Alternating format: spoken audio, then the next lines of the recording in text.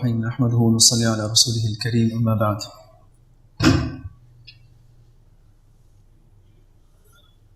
There was once a very wealthy man who had gardens and orchards, and in his gardens there were also pomegranates.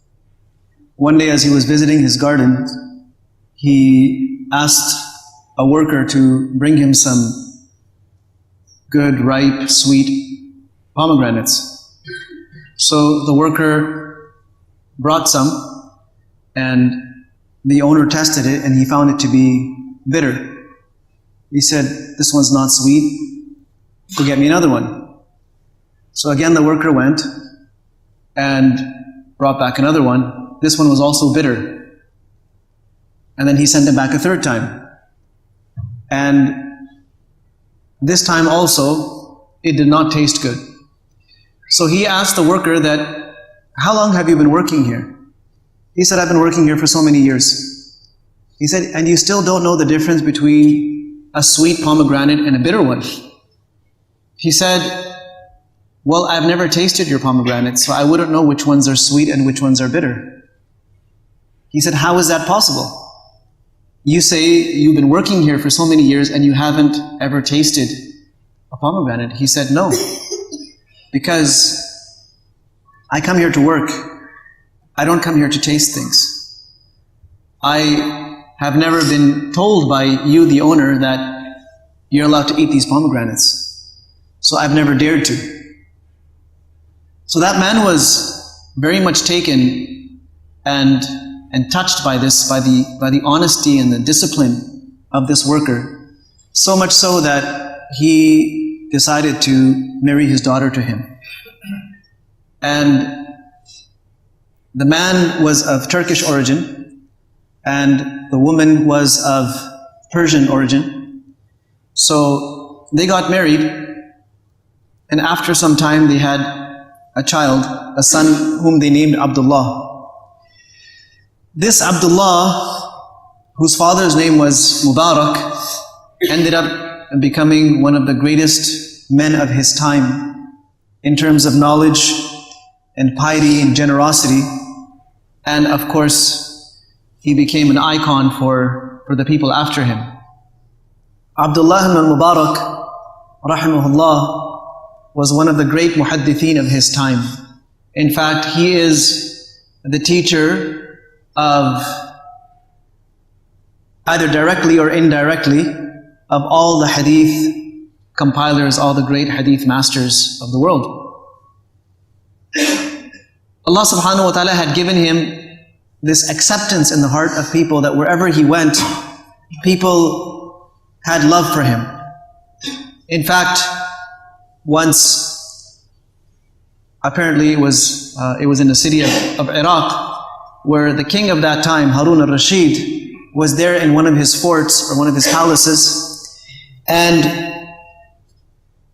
there was a tremendous noise outside, like a stampede. And people were all rushing. Thousands of people were rushing in one direction. So much so that many of them, while they were running, their shoes got torn and their laces got ripped, and they just kept on running even without their shoes. So the servants, one of the maids of Harun al-Rashid, she looked over and said, "What is all this noise?" So she sees these people stampeding. So someone told her that, "Oh, that's Abdullah ibn Mubarak, he just arrived in town. He just came in town, so everyone is rushing to go and greet him." She said, "Wow, that's what I call kingship. That's a real king. Where people are going and running to meet him. My master, Harun, who is the actual king of the Muslim empire, he can't get people to come to him until his police go out and his men go out and they gather everyone, and there's all this big fuss and noise and protocols that are followed. Then a crowd is gathered. But this man, he probably doesn't even know it, that all of these thousands of people are going and they're running to meet him." So he was a man of, like his father, he was a man of extreme discipline, and he was a very scrupulous person.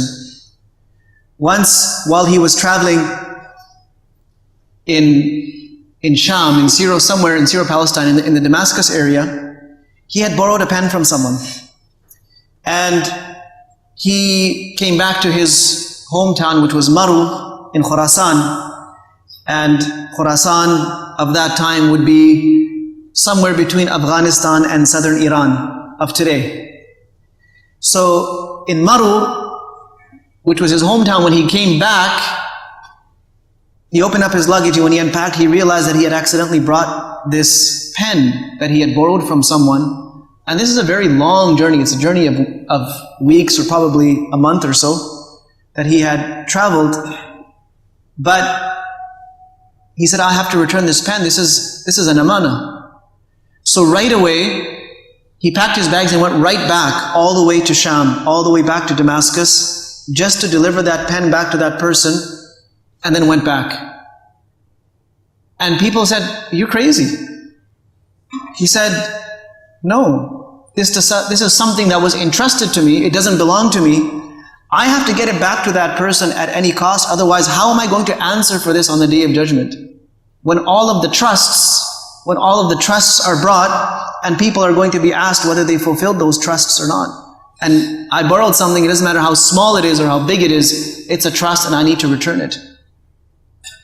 On one of his journeys, when he came into one town, there was a student of his who used to sit with him and take hadith from him. And this time when he went, that particular student wasn't there. So he asked around. He said, where's so-and-so? They said, oh, he's been thrown in jail. Well, what happened? Well, he had a debt. He had a loan that he couldn't pay. It was of 10,000 dirhams that he had taken, and then he was unable to pay. He declared bankruptcy. So the judge put him in jail until he made arrangements to pay this loan back.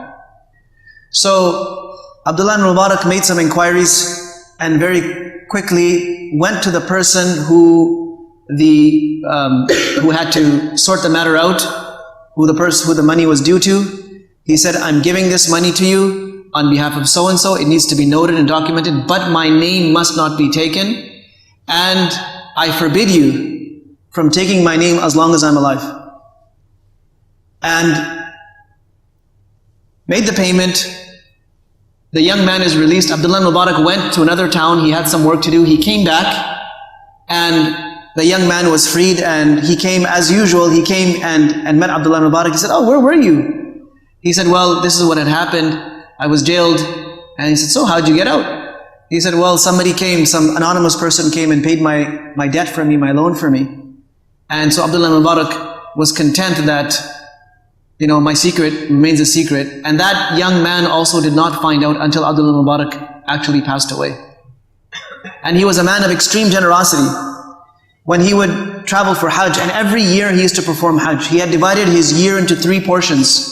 1 portion for teaching hadith, 1 portion for the journey of Hajj, and 1 portion for going and striving in the path of Allah. So when he would go for Hajj, he would tell everyone, okay, I want everyone to pool together all the money that they have for this journey, and you deposit it with me, and I'll spend on you from that money. So everyone would bring their money and give it to him, and then he would spend and spend and spend, and he would give them, first class food, and he would buy clothing for them. When he would reach Medina and they had done whatever they needed to do there, he would say, okay, what did your family tell you to buy for you? He would buy all of those things for them. When they would go to Makkah, he would ask them, what did your family ask you to buy from Makkah? He would buy those things from them. And then the whole way back, he would treat them, feed them.